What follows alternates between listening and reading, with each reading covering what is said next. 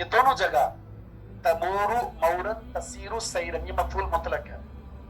مفعول مطلق کتنے مقاصد کے لیے آتا ہے؟ جی 3 مقاصد ہیں. پہلا مقصد ہے تاکید، دوسرا مقصد ہے حیت کو بیان کرنا، کیفیت کو بیان کرنے کے لیے آتا ہے، اور تیسرا مقصد ہے عدد کو بیان کرنے، تعداد کو بیان کرنے کے لیے آتا ہے.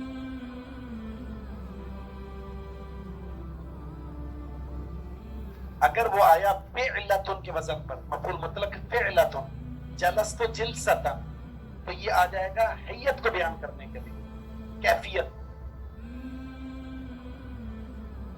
اور اگر آیا یہ فعلتن کے وزن پر، جلست جلستن، تو یہ عدد کو بیان کرنے کے لیے آئے گا، جلستن جلستین جلسا.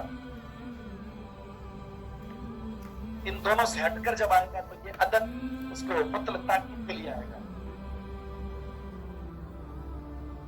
اور اس کے لیے شرط یہ ہے کہ سابقہ جو فعل ہے اس کا ہم معنی ہونا شرط ہے. ہم لفظ ہو تو اچھی بات ہے لیکن ہم معنی ہونا شرط ہے.